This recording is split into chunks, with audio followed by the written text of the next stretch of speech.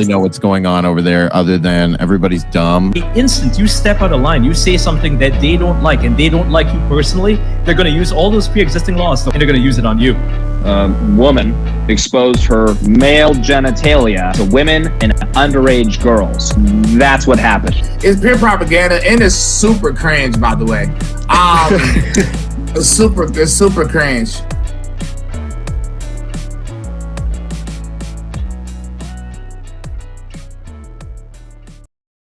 Biggest callback episode of all time on Author Opinions, UOPod.com, Twitter, YouTube, the best podcast on Getter, Guy on Twitch, and then, of course, if you're listening on audio, it's Spotify, Google Podcasts, and Apple Podcasts. Please share, leave us a review if you're listening to the audio version. It takes probably 10 seconds. Of course, you want to give it 5 stars.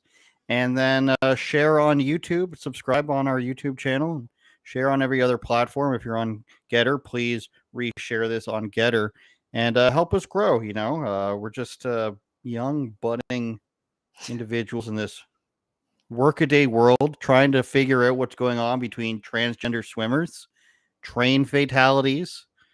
What else is on the board? The Proud Boys in January 6th and prosthetic boob teacher. Balloons. Yeah. Eric Butler. And I just wanted to say, yeah, just on that note, we're only accepting 5-star reviews, right? Those are the only ones we're accepting. That's a good way to get somebody to troll you with lower reviews.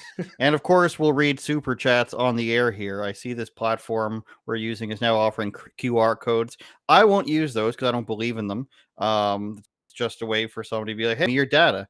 I was watching Shark Tank yesterday, as I'm known to do, and they're all bidding crazily for an app that scans your face for custom glasses, and obviously it has nothing to do with the glasses. Like anybody, like, hey, this is what glasses will look like.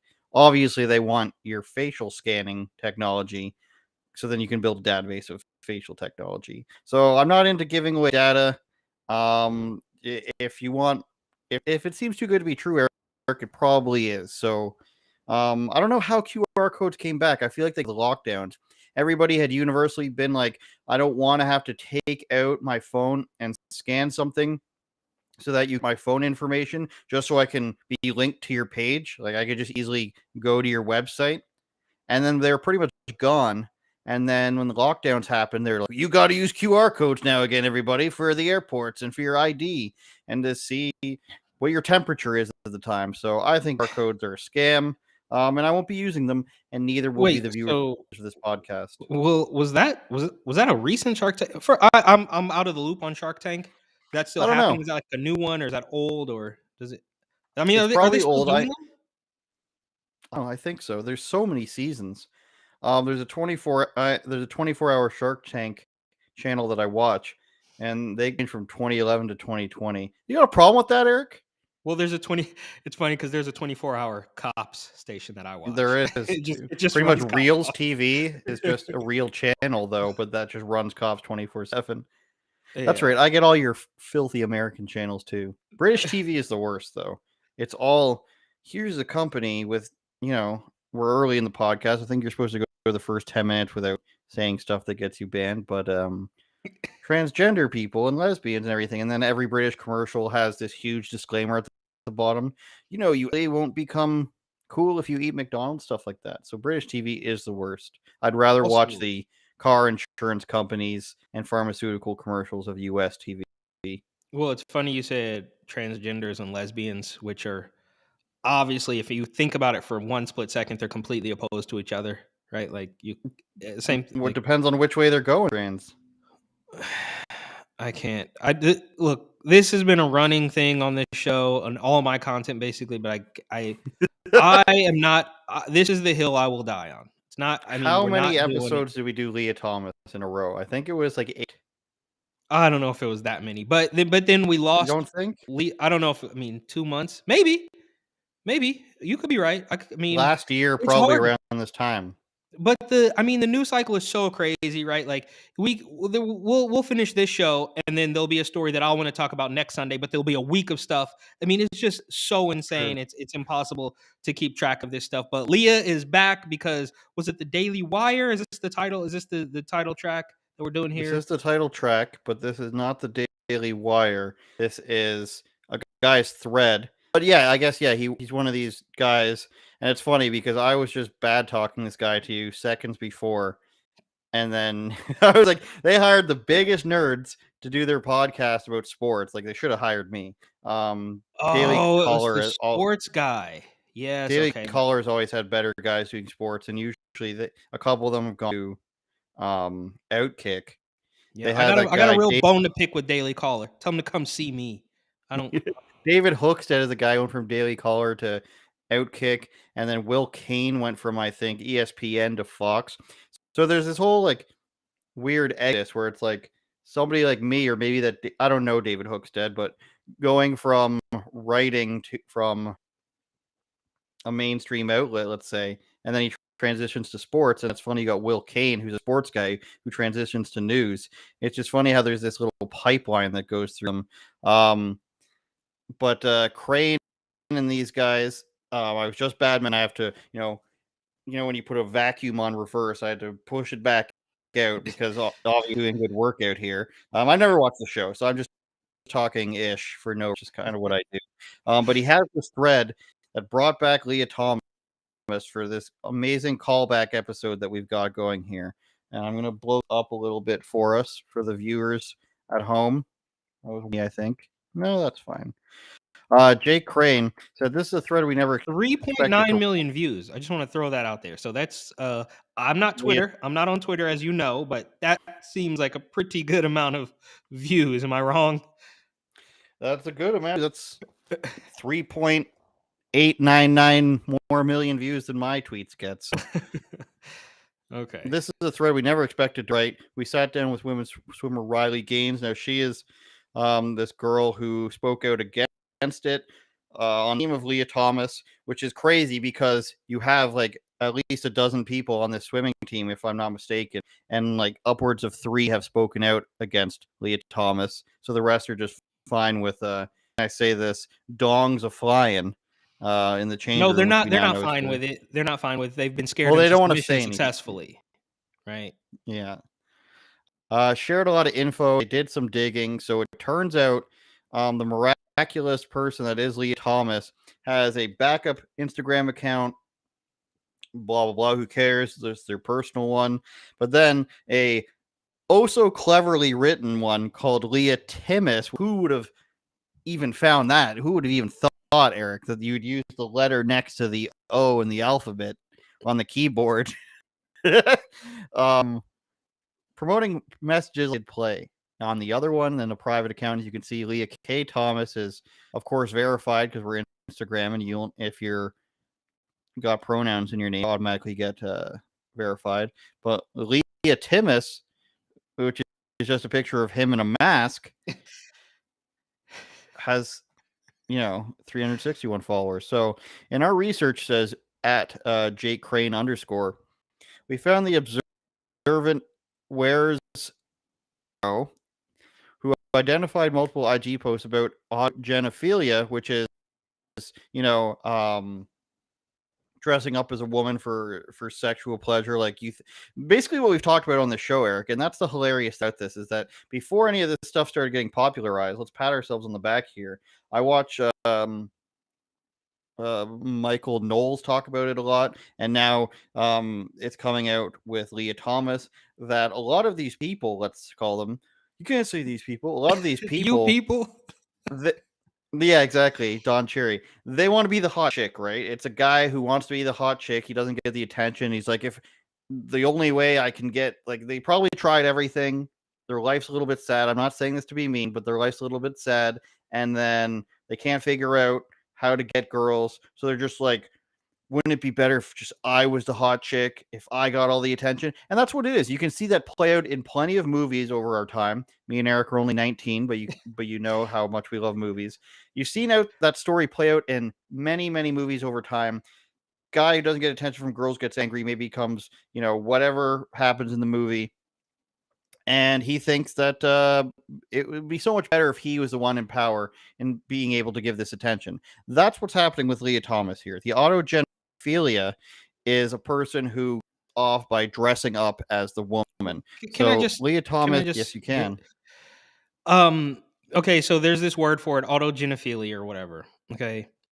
Now, is this really any different from just a cross dresser? I mean, of course they get their kicks by doing that. You put this word on it and then it becomes like a scientific thing, right? It's kind of Well, like now bear with me here. Maybe this is a bridge too far.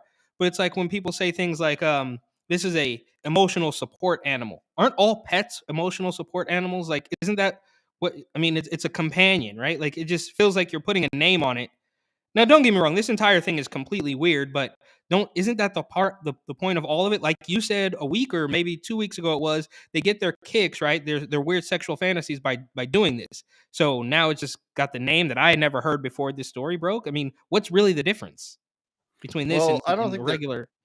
I don't think there is any difference. I think what is going on here is all types of sexual preferences and let's call them perversions or sexual whatever you want to call them that vary from heterosexuality as a name. Heterosexuality as a name. And anything that varies from the norm, let's say, of hetero and homosexuality, the most basic, like, like 1 and 2 of everything, it's going to have a name. Like if you're into autoerotic, the guy who from Kung Fu: The Legend Continues choked himself while touching himself, that sort of thing. So these weird that are out of the norm, they come up with a medical term for it, and that's just what this is. A cross-dresser, yes, if he's not going through if a transgender person doesn't go through any surgery, and this was the case before, yesterday, that a person who didn't go through with any surgeries was just cross-dressing. Now, ever since Blair Thomas argued with people on a Vice panel, people are supposed to accept that Blair White. Yeah, Blair White was arguing. Blair Thomas. That's like a terrible hybrid. Did I say Blair Thomas? Yeah. Whoa, what's going on here? Basically, what I'm saying is they want you to believe that even if the person hasn't had any surgeries, has done no effort to change their sex at all or their gender at all, even though you can't really, if they haven't gone through any surgeries or hormonal treatments, that they're still transgender because they believe they're opposite sex. That's what I'm getting at there. So is it the same thing? Yes, but they want you to believe it's not. So AGP, autogenophilia, is a male's propensity to be sexually aroused by the thought of himself as a female. And so these are some of the posts here liked by this Lia Thomas account, which is of course NCAA record champ Lia Thomas. So this post is what a girl looking at herself in the mirror and I guess being attracted to itself. This one says, talking about sexuality with my hetero, I'm guessing that means hetero friends. I'm guessing. Wait, but talking about sexuality. Is that what it is? Yeah. Do you want to try to look that up? Yeah, I can. I don't know what the hell that is. And then talking about my other friends, I'm guessing that's two men dressed as women getting it on. And that was from this Nicole girl. Next, tweet number 4, Jay Crane says, like by Lia Thomas, is still found in the Instagram account of Gwen Weisskopf, Lia's alleged romantic partner. So this is a crude drawing that I'm going to cover up there with the cursor of two men dressed as women kissing. Have we come that far that we have to censor this weird cartoon draw? Like, I mean, that's crazy. That's right. So what's going on there now is Gwen Weisskopf, which is another amazing tangent to the story, Eric, is that Lia Thomas living this, I guess you could call it somewhat secret life, or else you wouldn't be stuff on your own personal account. Not only is he doing all this stuff and outwardly admitting, but not directly, that he's dresses as a woman because he thinks it's hot, not because he feels that he really is a woman. But he's also got a boyfriend girl who is also a guy who named Gwen, who identifies as a transgender woman. And I'll bring this back up now. Gwen, this is Jake Crane again, really bringing Lia Thomas back into her life. So shout out Jake Crane. Gwen, who identifies Lia as his girlfriend, is also a, quote, trans woman. According to a GoFundMe page for Gwen's breast augmentation, he's also a, quote, unlicensed social worker living in Philadelphia, aka the city of brotherly love. Hilarious. Okay, so how did he get so Crane, I assume, has some sort of personal or burner account that he was able to get the the follow I request think accepted. I think the people that he cited in the early tweets here are the ones that found it. So the girl, the swimmer Riley Gaines, who again is the swimmer, and she was at that. I think it was in Utah presenting the state with a petition. So she's out there doing it, and I'm guessing she's the one that provided the imageries and the sourcing because somebody probably reached out to her. But Gwen here, which is actually a guy, has a Go Lia thing with is that a stingray holding a trans flag? Don't know why that is. Can you go back to that HSTS thing? Is that was Yes. that? Did you find the definition? Well, I want to. I think so, but it says talking about sexuality with my HSTS friends versus talking about sexuality with my what's that other one? GP friends. AGP. Okay, so according to Wikipedia here, homosexual, transsexual. So okay. Homosexual. So that's a gay trans guy who doesn't understand to be a trans guy who is attracted to himself, basically. I think what we're this going is so for there. confusing. I'm genuinely confused. So a homosexual trans, and this is again from Wikipedia. So don't Susan or whoever new Susan, the new Indian guy who's probably going to be worse than Susan. We're gonna get the, if Susan is Andrew Cuomo, we're gonna get the Kathy Hochul. But this is the Wikipedia definition. So it says controversial term for trans woman. So a man, guy, quote, transitioning into a woman who are attracted to men, or trans men who are attracted to women. Okay, all right. Yes. I think okay, so their point here is chaos, though. I think they want you to be confused so they can change the rules on you every day. I was born in the darkness. Help fund Gwen's gender affirming surgery. So you're so full of yourself, and this is where the Andrew says starts to come out a bit, where he gets a little bit mean because he doesn't think anybody else is willing to help fund Jen's gender affirming surgery. I'm so full of myself that I think you should have to pay, and maybe not think that you should have to pay, but people should give me money to help this, or else you're a bigot, basically. Hi, my name's Gwen. I'm 25 years old, so it's not like you're some suffering child. You should be able to pay for your own transgender woman. So you haven't gotten any surgeries yet, but you believe you're a woman in Philly. Unlicensed social worker living in Philly again. Bad writing. And will be undergoing a gender-affirming breast augmentation. I'll be taking a significant amount of time off work. Give me money so I can get implants. Is long and short of it. Take all of it. 1 second. Take all of it out of this. If this is a woman who's just like give me money because I have to take off work to get my boobs done, you would be like, that's ridiculous. But no, Gwen's got blue hair and says her name is Gwen. So I just want to make sure I'm clear that these are both just men pretending to be women in a relationship. And they both think it's hot that themselves dresses as women. So not even that, they both think that they're hot themselves. And then they probably also think it's hot when they kiss them. I don't know. Here's where it gets really weird and creepy, I guess. Tweet number 6 by Jay Crane. Unlike the private HIMS account, the account of Leah's alleged romantic partner, Gwen Weisskopf, is open to the public at estrogen went I go. Okay. Meet Gwen. So this yeah, that's picture number 1 for our audio listeners. This is guy dressed up as a girl in a sense, wearing jean shorts and some sort of leather straps, shirtless underneath a leather jacket and a cowboy hat. Fishnets. Really going for the Carl from Walking Dead look, I feel like. Here is, I don't even want to blow this one up, but I will for the pain. A man in women's underwear in the forest. You can see his bulge holding a banana. I can't tell if it's photoshopped in or not. The next photo is the same person in some sort of cosplay on a bed. Again, somebody got mad at me once because I said if you're going to dye your hair green, that you really need to keep it up, or else it looks really trashy. The purple, I don't care if you're transgender or not. If you're going to have purple or green or blue hair, you really need to keep up with your dyeing, because once it starts to fade, you look like a crack addict. I'm sorry. These are the things that go through my head when I'm looking at this picture.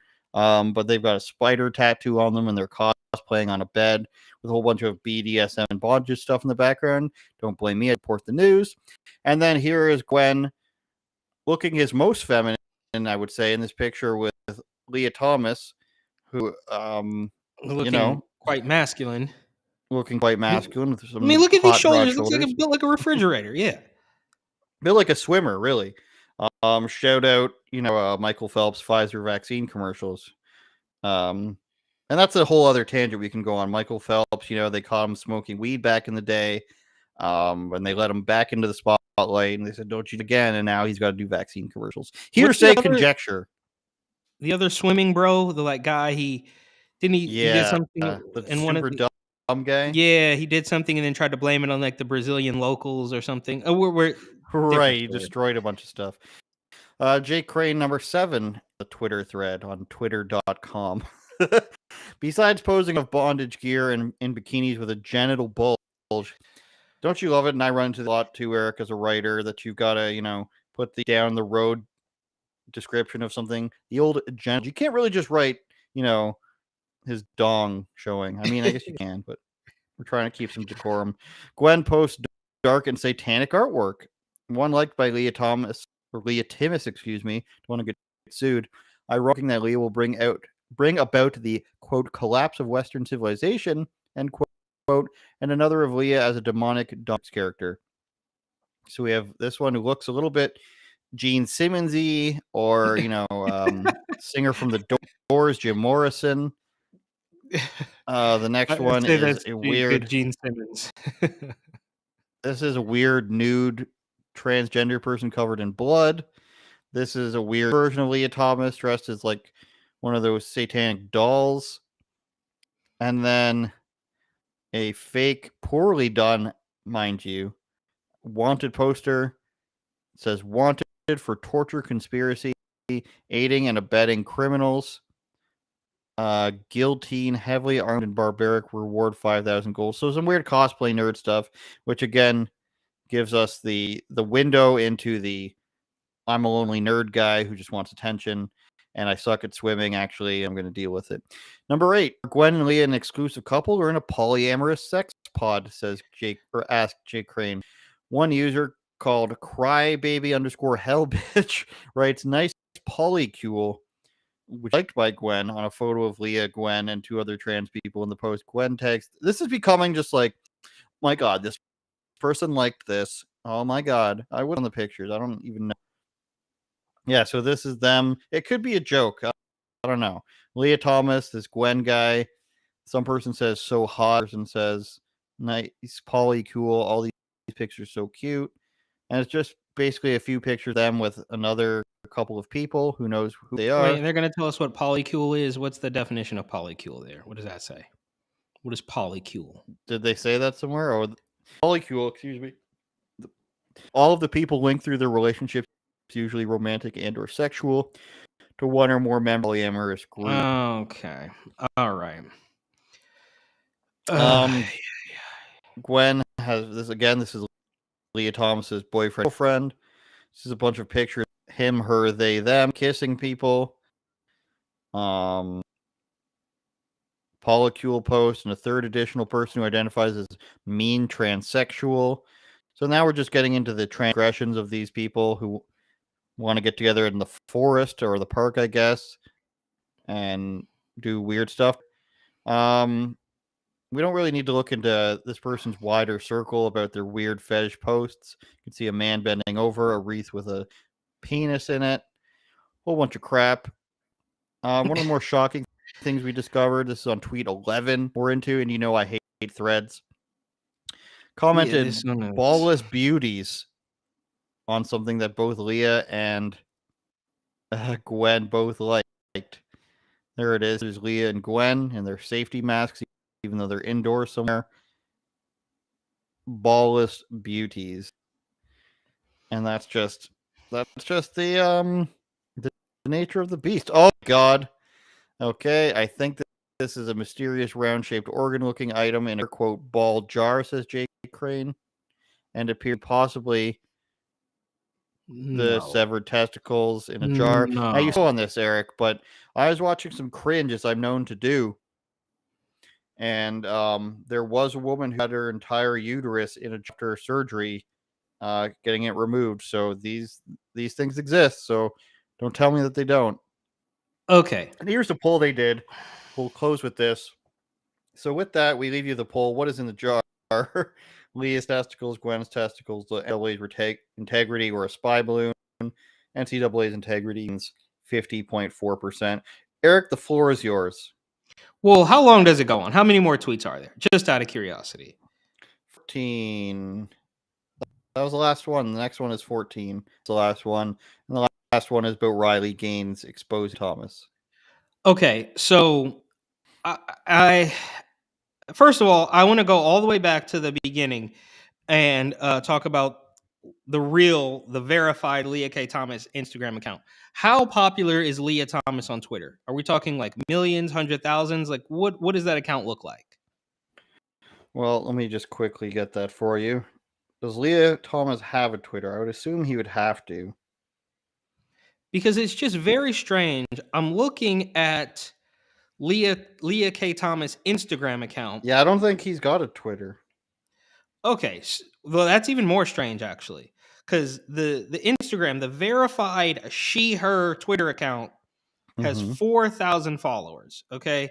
And then one of the pictures has 3,000 likes, 5,389 comments. So you would think that this person would be far more popular, right? I mean, all those comments, all those likes, but only 4,000 followers on a verified account. So it's almost like I mean, obviously we're talking about it. We continue to talk about it, ad nauseum every time. Leah went away for a while and then came back and popped up, but something just feels completely astroturf about the whole thing. Now, that entire thread, honestly, like you said at one point, it just ends up being, oh, this person liked this post and it's really uninteresting. And on top of all that, this new word that they labeled it with just seems like a regular, cross-dresser enjoying themselves. Like we already been through that. I don't know why it's different. But my point is, this all is completely astroturf. If this was even remotely real, Lia Thomas on Instagram would have, I don't know, at least double the followers, right? Now, I'm not saying that everything boils down to, social media followers, but if this were real and everybody were behind this, then we're looking at least 10,000 Instagram followers. It's not that tough, right? So how is this such a national story that's getting coverage every single week? And one of the pictures have 53,000 comments or whatever, and only 43 people have chosen to follow it? Something just doesn't add up.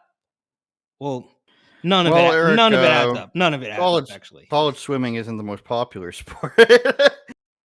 Oh, man. Women's sports. Yeah, I don't know. Obviously, people should care about, but I'd wager that due to the nature of all of this, that it isn't overly pushed because they don't want you to see actually what's going on inside these people's worlds. They want you to think that Lia Thomas is this, hardworking swimmer who's climbed the ranks on his own merits, and it has nothing to do with the fact that he's a man, that he can swim better than all these women, when actually he, is parading around with this guy who's a transgender, taking photos in bondage stuff, doing poly. They don't want you to think that it is like the extreme that everybody knows it is, that exists for the most part. They want you to think it's just, I'm a swimmer and I just happen to feel like I'm a woman and what I care about is swimming. Not this guy who gets off on dressing like a woman. I'm in a relationship with another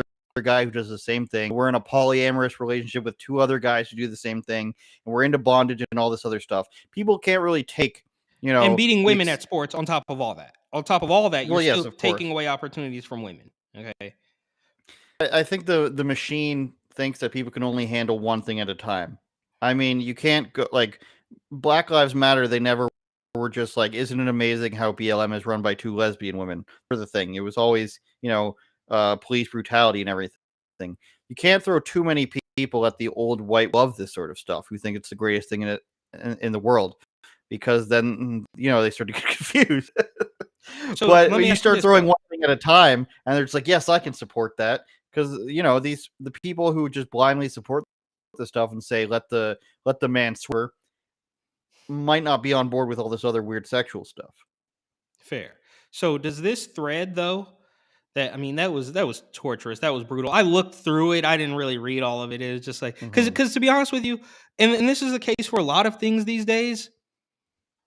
As bad as it sounds, the truth doesn't even matter anymore. Nobody cares. The narrative supersedes everything. So my question is, do you reading that? Do you think anything different about Lia Thomas? Okay, maybe a one shade even weirder than before. Like, what's really the difference? The difference, I think, is it helps prove that this isn't just this altruistic and loving endeavor that people want to claim it is. Just like Antifa is not this, group who's just protecting trans rights and, wants everybody to just get along and be treated equally.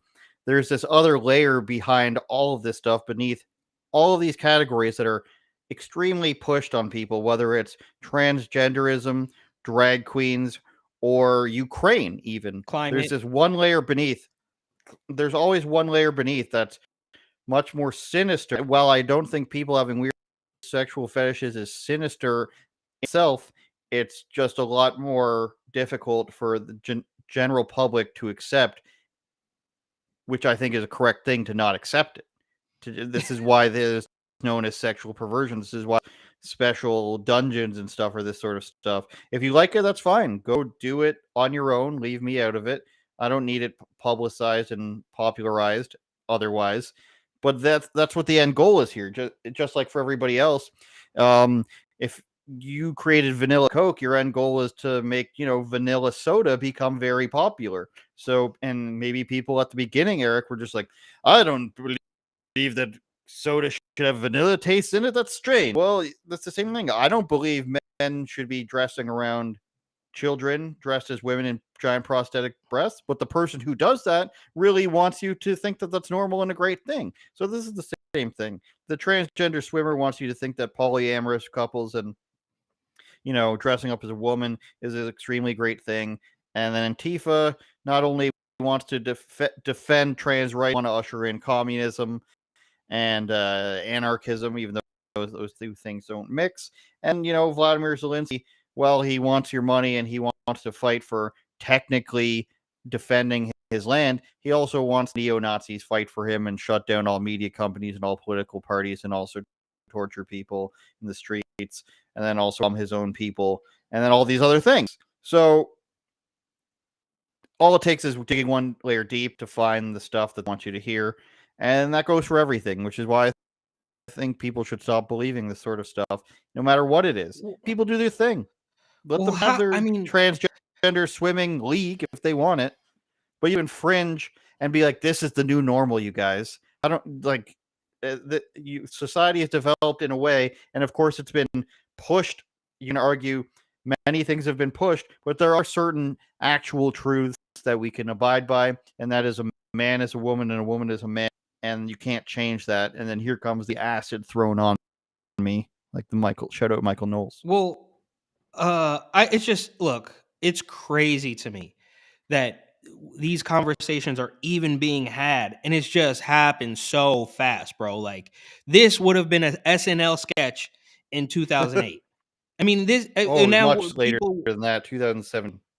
Like, it's just so bizarre, right? Like, and we're at the point where this ideology, these ideologues, these extreme gender people, they have gotten so far to where they literally, in many cases, I'm talking about, I should have sent you the video, an MSNBC clip, where they are not even willing to entertain the idea that some people, I'd argue most people, at least 68% of a certain group, which is far too low for the record, far too low. It should be 100, every single person, you morons. Neither here nor there. This group of extremists is literally, quite literally, not even willing to entertain the idea that most people between somewhere in San Francisco and somewhere in New York are not, look, they don't hate you. They truly don't. They're just like, whoa, this is weird. Maybe don't expose it to my kids. They're really not even willing to entertain the idea that some people aren't buying the man can be a woman thing. Like, they've gone so far. It's not like this is our lifestyle, just accept us. It's like, if you don't literally capitulate to this completely bizarre ideology, then they don't even, right? So it's like how they always talk about how they want respect and they want you to call them the proper pronouns, but they will go around calling you a cis man even though you're like, I'm not a cis man, I'm just a regular dude, bro. You know what I mean? So they want you to call them the right things, but then if you throw it back on them and say, how about no? How about we're not doing chest feeder? How about we're not doing birthing person? How about I'm a woman? How about I'm a man? None of this cis stuff, that won't fly. You see what I'm saying? It's like they haven't even acknowledged that there's an other side to their argument, which is insane to me. Let's get going on to one of the next topics. UOPod.com. Please subscribe no matter where you're watching. If you're watching on Twitter, please tweet and give a follow. If you're watching on Getter, please share it, give a follow. If you're listening on Spotify, Getter, Spotify, I get confused. Apple, or Google Podcasts, please follow, give us a share, and give us a positive review. YouTube, you can subscribe as well. That's where UOPod.com goes to, but also we'll be making a landing page for it. More specifically, I'll be making one this week. I don't even get tomorrow off because I work for an American company. Tomorrow is Family Day in Canada. I don't even get off anymore, man. Wait, so Family Day just happens to be President's Day? It's tomorrow an actual holiday, though. No. It's a non-working holiday for Canada. No. I mean, there's no school.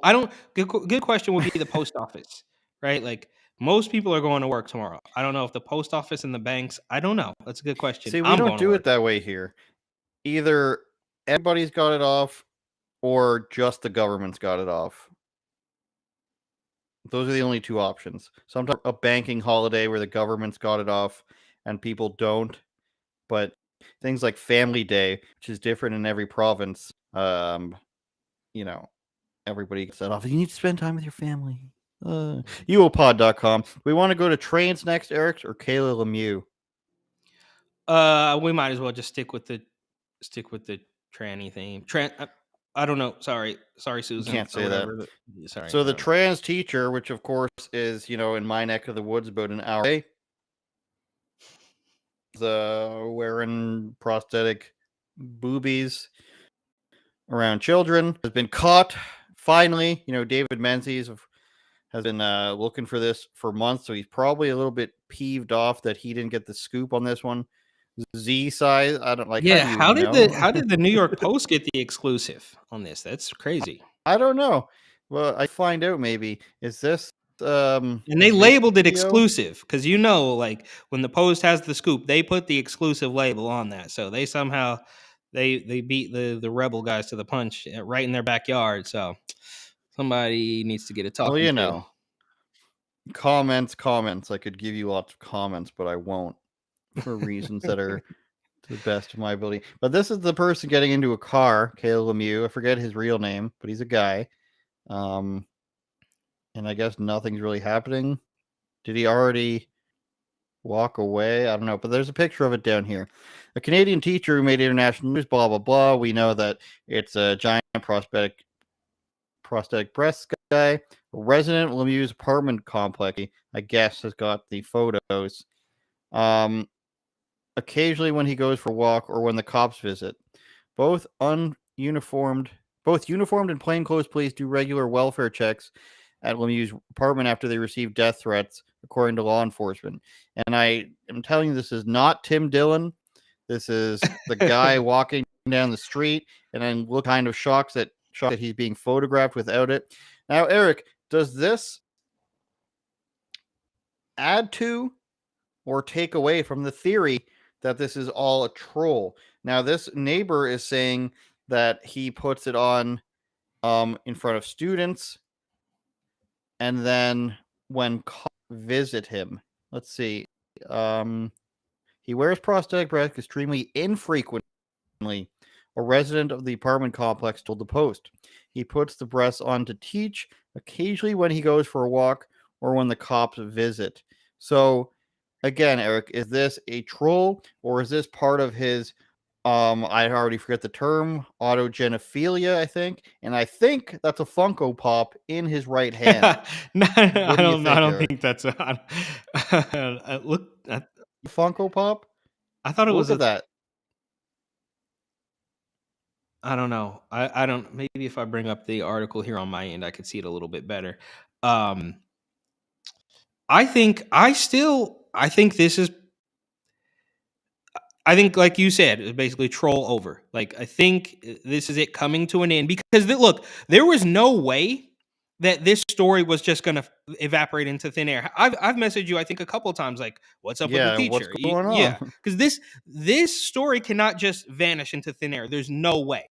We got to get some closure on that. Like, you got to go back down there. I don't know what has to happen, but we're not going to just pretend that it's over. He's just teaching kids with these big fake tits on for the force. No way. Somebody has to figure out exactly what's happening here. I'm still holding out for a good, a good troll. Like, look, skydiving. I mean, come on. There's no way. Look, and I think with like Dylan Mulvaney, like that is I mean, the caricatures of these people. Now I would venture to say that Dylan isn't really trolling. That's just just a weird, delusional, like, creation of a caricature of a woman. This, Mhm. on the other hand, is a middle finger to the established. This is, you know what this is like. This is like that old clip that goes around social media every couple months. I feel like, where the guy walks into the library and the girl comes up and says, "No cameras," and then he says, "Oh no." He identifies as a camera, and the girl just shrugs her shoulders like there's nothing. That's what this is. It's just like, you built this. You built this house of cards, and I'm gonna throw it back in your face. Another thing that this reminds me of, and I just read a story about a guy in California who had obtained $5 million worth of fraudulent Rona relief funds, and they're like, Mhm. he created a fake business and his tax returns were fraudulent. And it's like, oh yeah, really? So you're telling me that you guys created this entire scam to destroy businesses and control people and make a little bit of money on top of that, and somebody throws it right back in your face, and now you're mad at them? That's what this is like. It's like, you built this, you created this crazy situation. I'm gonna throw it right back in your face. And this picture alone, see, I highly doubt now, because Dylan Mulvaney is very famous. We're talking millions of followers and, interviews with the president and all that stuff. That person is highly guarded and will never be caught like this. This guy is Mhm. like, all right, he's like, I just want to go get a Funko Pop and a bag of chips, and I don't want to put the tits on today. You know what I mean? It's like, it's wearing on him, and he's like, all right, the troll's coming to an end. That's what I think. And hopefully in the next couple weeks here, maybe he'll speak out. Maybe because maybe I'm mistaken, but it feels like we've only heard from the school administrators, the district, the superintendent or whatever. We haven't actually heard from the teacher himself. Is that incorrect? No, that's correct. Yeah. So eventually, maybe he might speak out and say what uh what Meat Rocket 69 on 4chan said 4 months ago, that it was all a troll, and then confirm maybe he was Meat Rocket 16. Maybe he's Q. I don't know. But he does look like Tim Dillon. Yeah. I'm hoping, well, I guess I don't really have a hope or a care in this sort of sense, but I think it's either one of two things, obviously, and then I'm not going to say David. Here's what I say is one of the three things. Either, of course, he's trolling and he's giving up on doing this as much as he used to, and that would lend to the idea as to why there are widespread complaints from the kids, or why there aren't widespread people in his apartment building complex that are outing him all the time. And who knows? This is him walking down the street. This could very well be staged as well. Like, I'm not like, you can't fool this Andrew guy. Like, he's walking down the street down the middle of the road there and getting multiple pictures taken of him. And now he's walking on the sidewalk and then crossing the road. These are clear pictures. Run up in front of them with their professional camera, or at least a good phone camera, and take these pictures. I don't know, but the troll would lend that there hasn't been that stuff already, and he's just slowly giving it up because he's tired of it. The other thing is maybe he only gets off on this when he's doing it around children. That's the dark side of it. Of what we just saw of Lia Thomas is actually getting off. Probably enjoys. I don't want to say anything liable, but there's got to be something that we're missing here, obviously. And I'm still leaning towards the fact that, this guy is it's just part of his, his thing where he would rather do it in places where he's not supposed to. But it's almost impossible to tell because, the skydiving thing, the walking down the street, maybe he's a Tim Dillon fan and he tried to dress like him. I don't know. But it's very hard to tell. And if it is a troll, then bravo. You've exposed the school board and everything. And I've said this for years about Jonathan, the artist formerly known as Jonathan Yaniv. He sues people who call him that. He goes by Jessica previously, and now he goes by Jessica Simpson. I've pontificated whether or not he's trolling for years. I don't think that's true.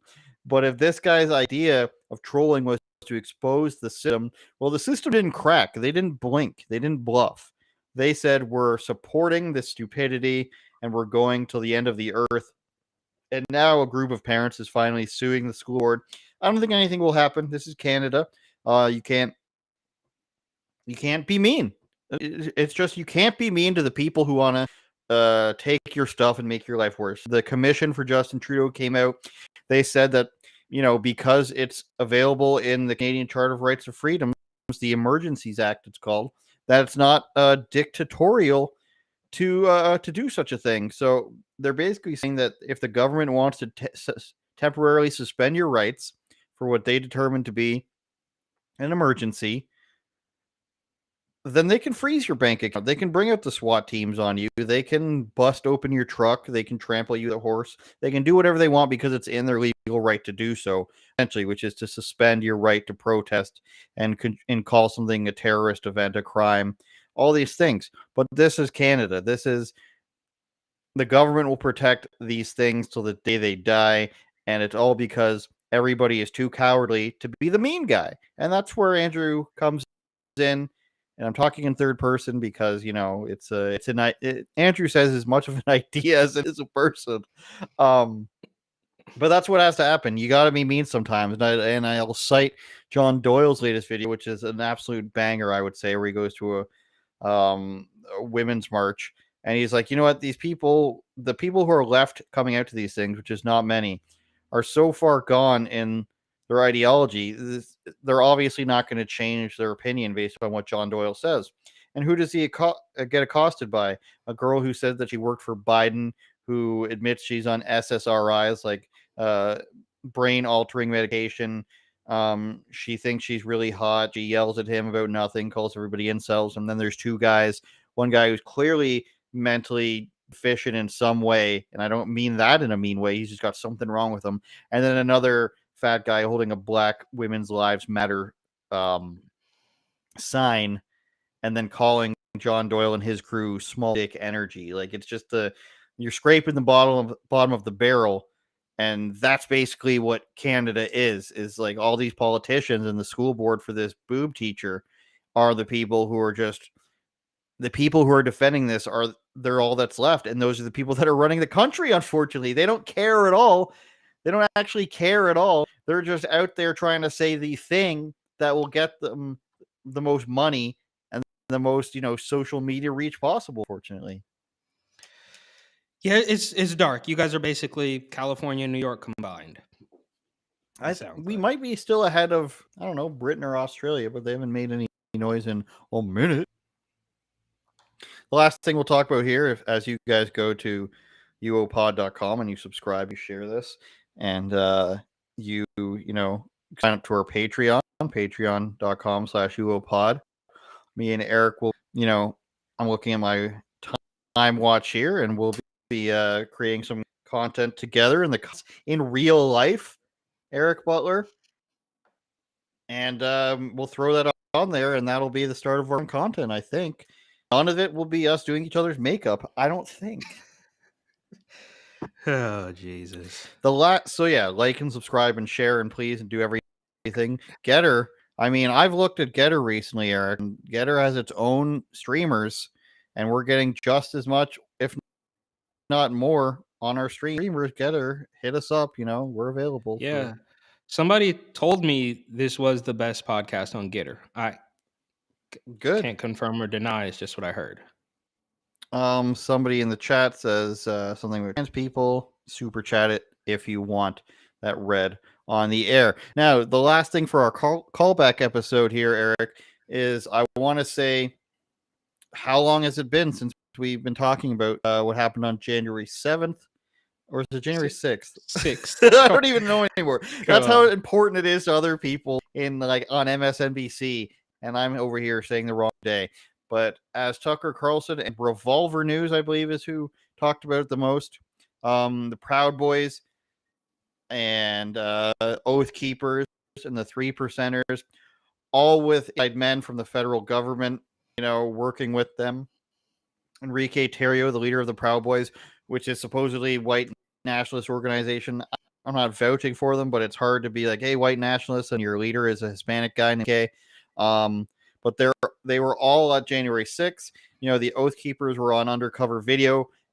Undercover, just extremely clear. Looked like a guy just holding a camera in a parking garage, planning it out. I'm not sure as much with the 3%ers, as in I can't recall off the top of my head. Go to Revolver News for that. But Enrique Tarrio, a former FBI informant, just so happens to become the leader of the Proud Boys. And now it comes out that he was texting with a member of the DC police, which we know are the hardest of core police.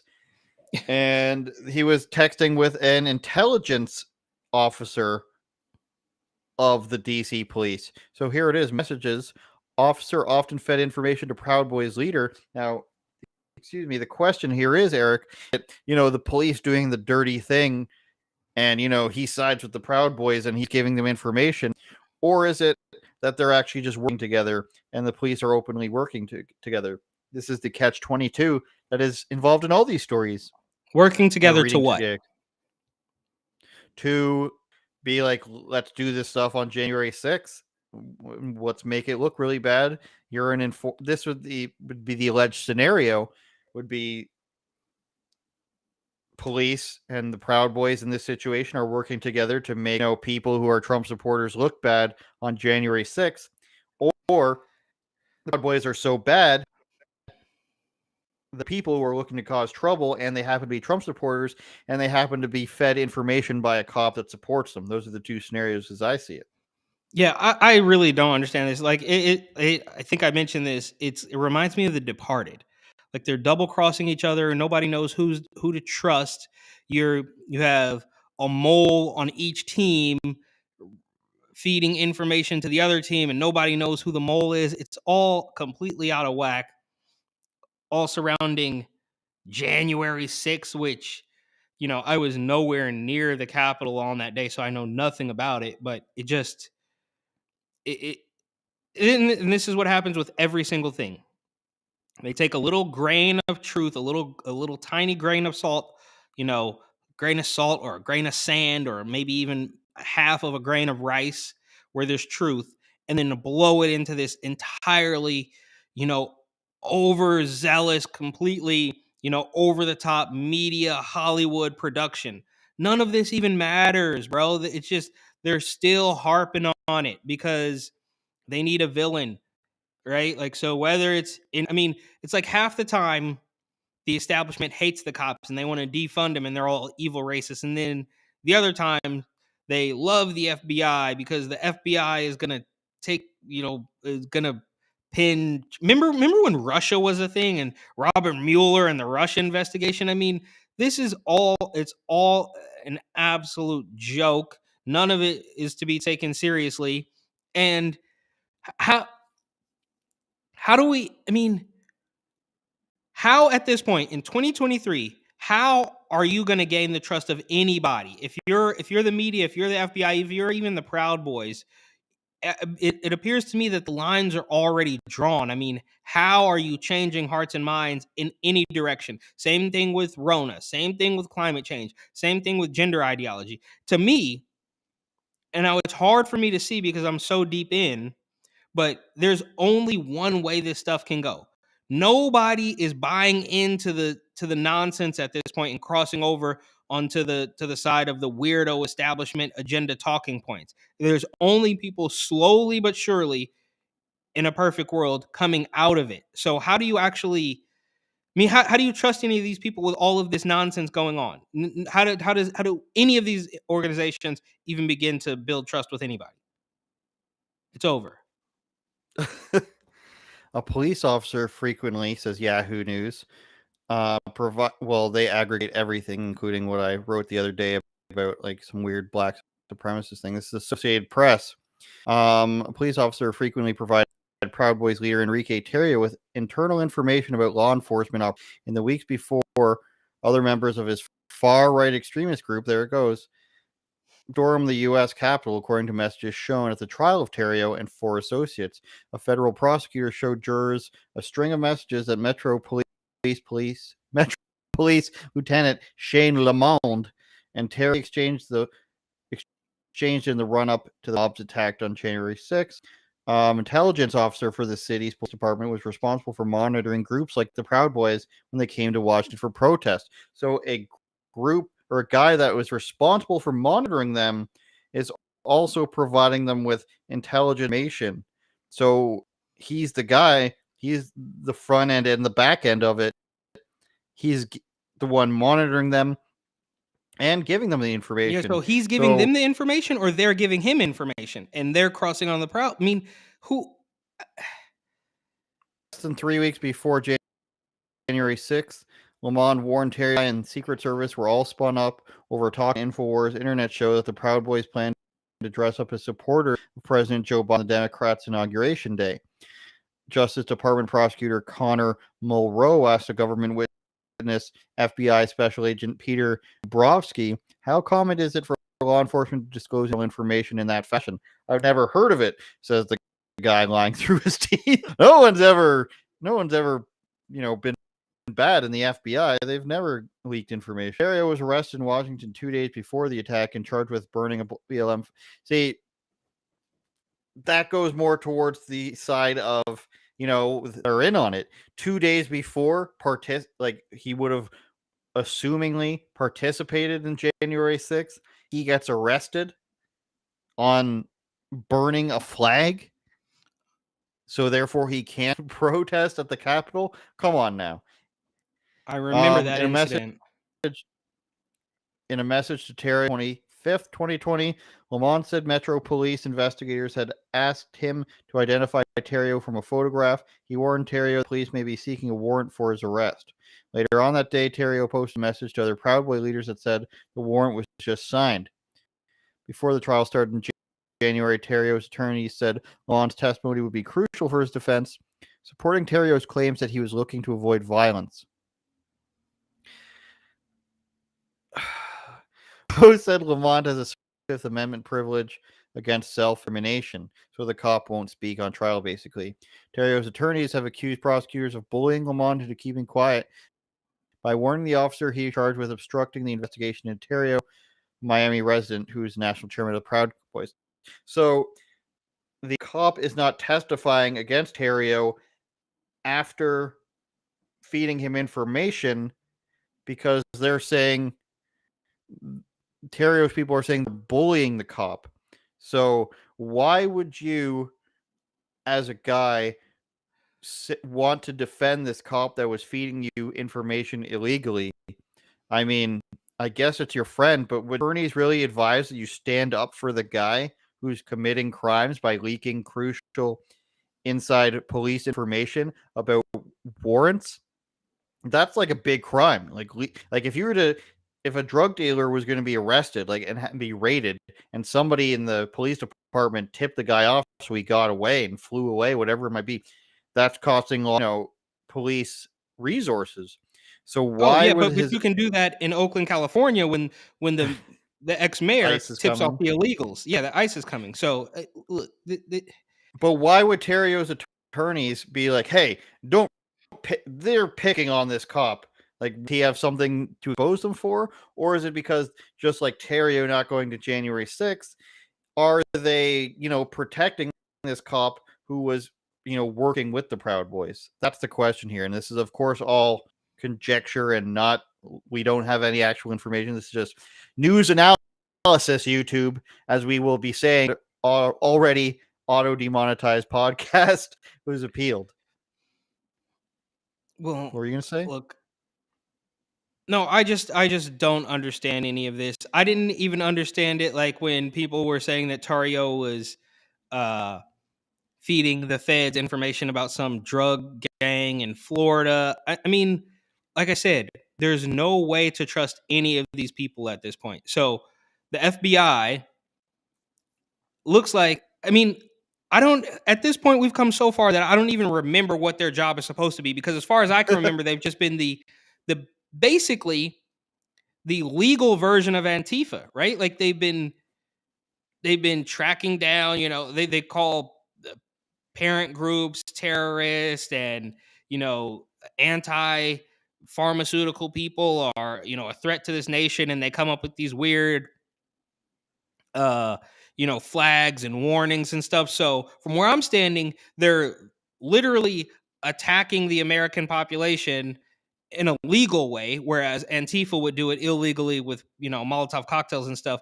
But now it seems like, from their point of view, they're saying that they think that, so everybody thinks the FBI is crooked, but they're looking at it from a different angle. And we've come so far that the AP is obviously untrustworthy. Everybody that, I mean, from the White House itself to the CDC, the FDA, the FBI, nobody has shot it straight to us. Maybe ever. We don't know. It's just become incredibly clear in the past 3 or so years that it's all completely corrupted. But there's no way to decipher who's telling the truth in any of this. And I think it works in the establishment's favor because, like I said, same thing with this Transformer stuff. Chaos works for them. They want chaos. They want to make sure that if everything's crazy, they can always demand more power. They can always demand more funding. They can always change the rules, and just, because chaos is a good thing for their agenda, right? So I don't know what to make of this story. I don't think January 6th is that big of a deal. I don't think the Proud Boys are that scary a group of people. I think this is all completely overblown, and we should be worried about perhaps, you know, uh, the price of eggs or inflation. I mean, we have a laundry list of other things that maybe we want to look at, like, I don't know, continuing to indoctrinate children with this weirdo. Like I said, even earlier in this episode, I think that's the main thing, is the gender ideology, because that is the foundation of all that is real and true. So this, you can call it a distraction, spy balloon, train derailments, all that stuff. None of that flies. None of these other stories, none of these other hoaxes, none of these other talking points or current things, none of those are even remotely believable unless you have a population that is so easily manipulated that they believe a man can become a woman. So that's that's the hill that I am dying on, and none of this actually really matters. Enrique Tarrio, they burn a BLM flag. I mean, think about it. Last thing here. I've been to DC a number of times. I don't know when the last time you were there, but you can find people, even in San Francisco or New York, even, you can find people in one protest burning an American flag, no problem. But if Enrique Tarrio and the Proud Boys burn a BLM flag or a rainbow flag or whatever it is, then that's the end of the world. They're going to jail. They'll find something. So maybe burning the flag wasn't it, but you might have jaywalked after you stomped the flag out. You know what I mean? So this is That's what I think is so unbelievable. It says Terrio routinely cooperated with police and had provided Lamont, the cop, with useful information. So they now were both informing each other. Exactly, because that goes back to the point of that they're working together. The Proud Boys But working leadership, together to just like do the what? Like, what was the to attack the Capitol? They were working together to do that. I think so, and I think the reporting by Revolver of all three of these groups and Tucker Carlson as well team shows that it was, I think, upwards of 13 people involved from the FBI. And then you've got, Ray Epps, like the most obvious thing in the world. And then the videos of them letting people in. Now, you could say they wanted to cause less damage by just letting them in, but there's so many things. They're saying that he's a dirty cop with inappropriate relationship, um, placed on administrative leave by the police force. Said Lamond aided his arrest for burning the Black Lives Matter banner. See, I think they're just protecting a cop that, and this is really long. We might have to do a separate dive into this, but they're attacking the guy here. They're saying you're attacking the guy who worked with them, and I guess they're saying that they don't want him to speak out about how the police were involved.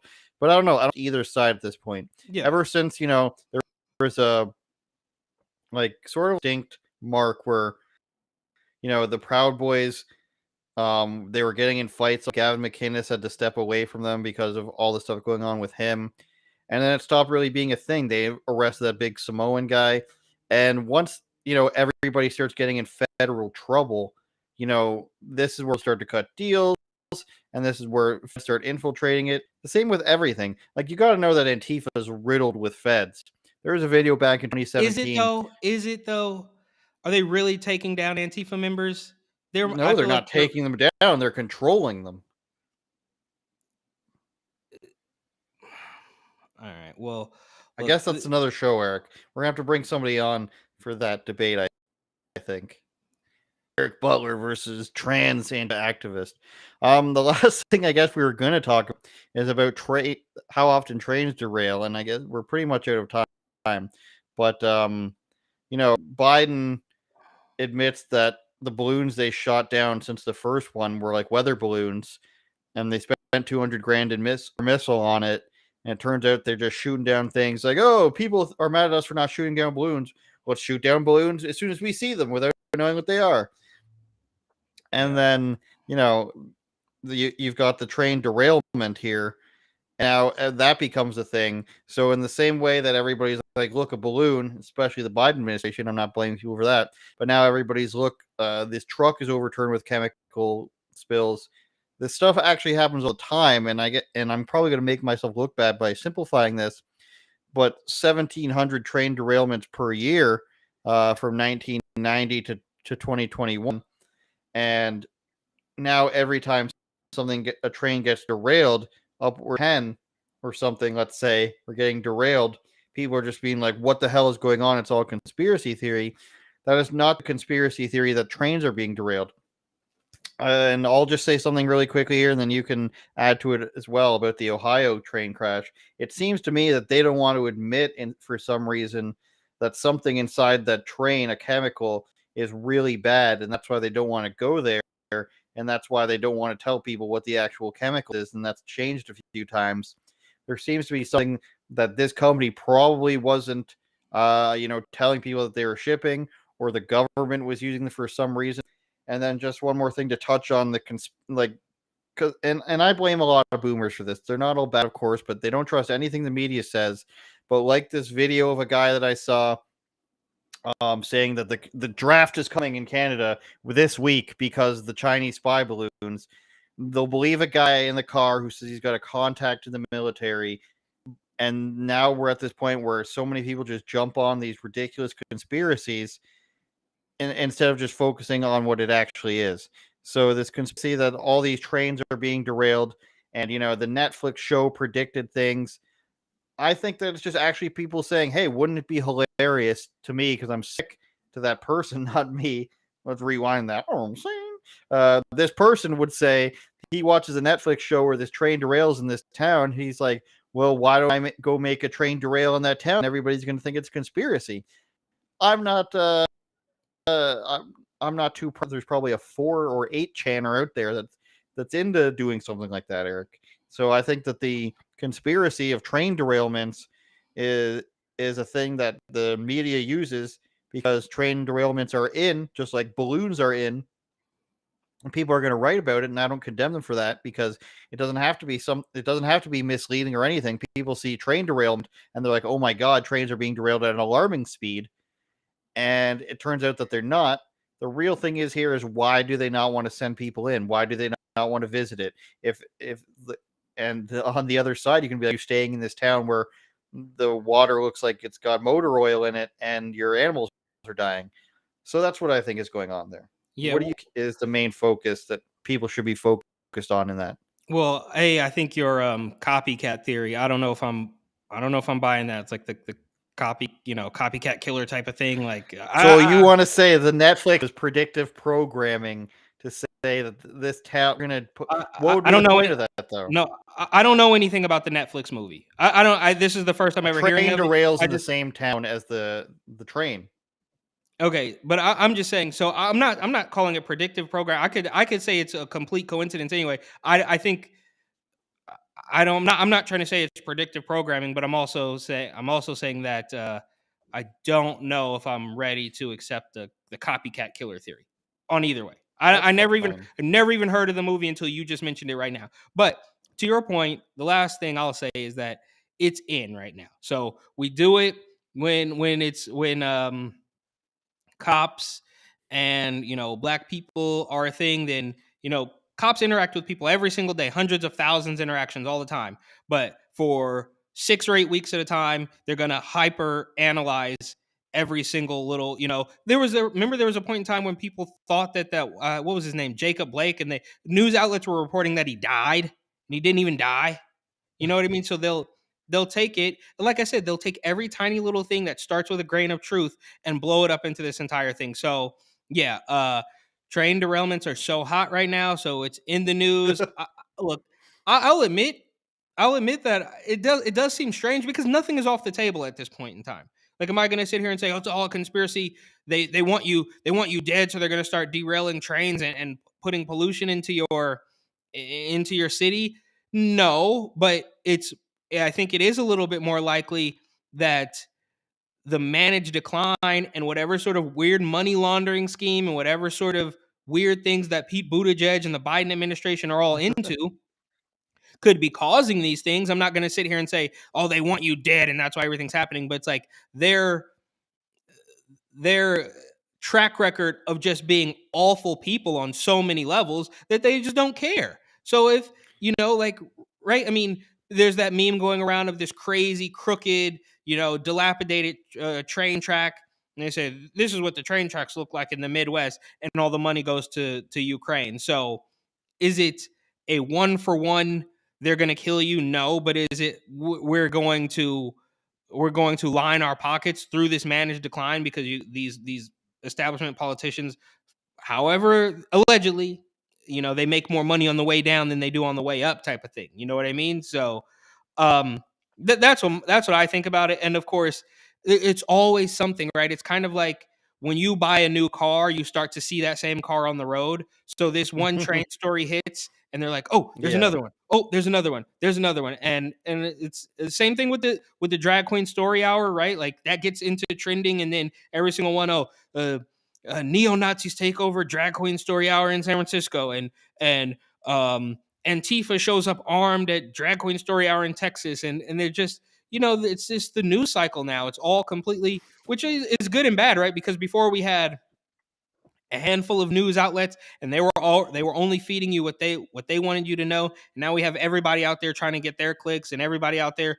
trying to break a story and trying to do stuff. So on one side that's good, but then on the other side there's so much noise, and it's also really sad that whatever happened out there, they're burning off this toxic chemical and then telling you that the water is safe to drink, even though you couldn't even go outside without a mask. You couldn't go to the grocery store without a mask a year ago. So it's all very bizarre. And last thing here, I promise, this time next week, it won't even be a thing. It'll be completely gone.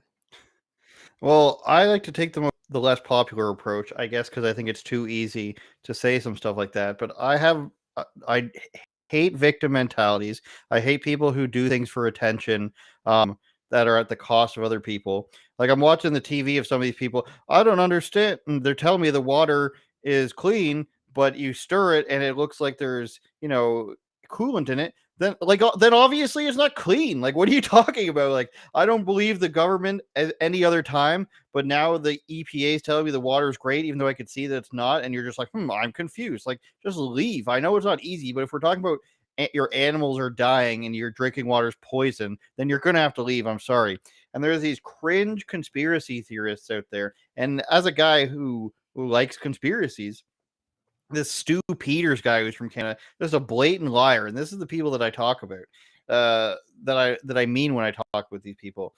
He'll just post something and do no research into it, and then people will, and this is like a right-wing problem, people will just share and be like, see, see, they're trying, like, this is true, like, see, here's another thing, and That's not it's just a always right-wing problem. That's happening everywhere. well, my point is that you get these people who it's the fourth, fifth, and the sixth thing, just like the train derailments or the truck that overturned on the highway in Texas. Like, unless you think that guy purposely overturned his truck, I mean, that's a possibility on the side of the highway. Then it's not a conspiracy that this truck was overturned. So this Stu Peters guy is the guy who had remember the Pat King guy from Canada who said he got the government of Alberta to admit that there was no virus. This was a guy whose show it was on, where he was just like, "Oh, so what you're saying is this?" And this is the guy he's a guy who just posts stuff, does no research at all, and he knows that people are gonna take it that way. It'd be like the Tyree Nichols guy. If you posted that and said, "Yet another black man killed by police," people are just gonna be like, "Oh my god!" And then you click on it and you look into it, and it's like, "Oh, it was 5 black cops." So it's not the racial thing that people thought it was, but you're banking on them, clicking on that or believing that on purpose and sharing it. That's what the type of people I'm talking about. So when I talk about people drumming up conspiracies, it's like these people online think that they're the only ones with access for information, and everybody just thinks they're some sort of reporter now.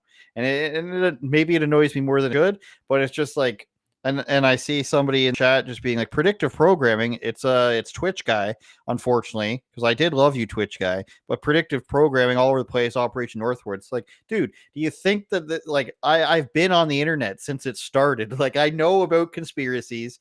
There isn't this special access to information that Stu Peters or the latest person who's a Canadian, lockdown skeptic has. The guy in the car who says Canada's having a draft soon. They don't have the special access to information that they want to claim. It's just not true. We all have the internet.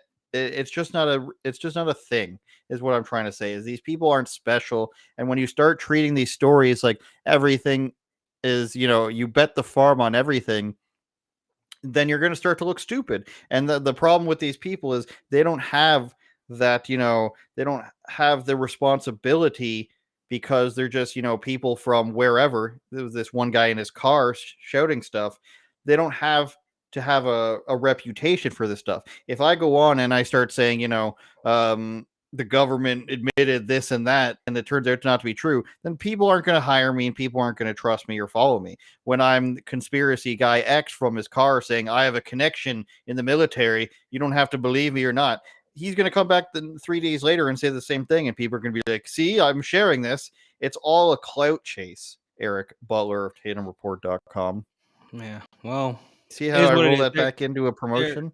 They're look, the Guy X on Reddit or Guy X on 4chan, unfortunately, for better or for worse, is just as trustworthy as the media now. So it is what it is. They're all the same.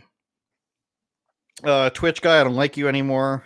Wow, way to get rid of a viewer. Good job. Yeah, it's fine. I don't like him anymore. Because I said that Pat King isn't a real guy.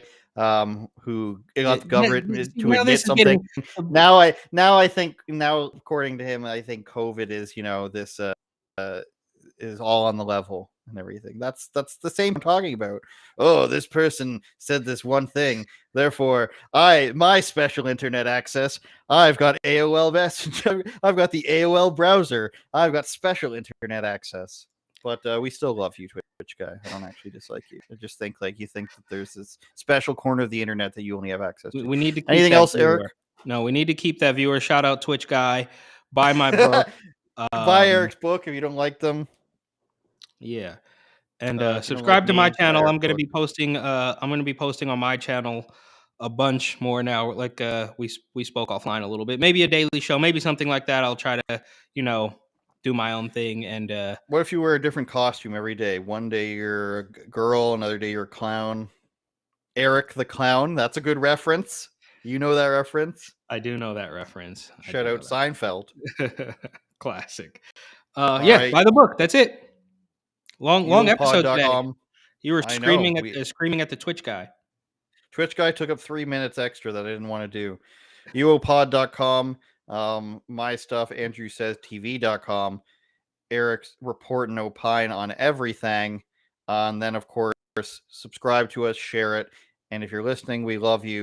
Podcast is growing on all streaming, Spotify, iTunes, and Google. See you next Sunday. Turn it up, Jordan.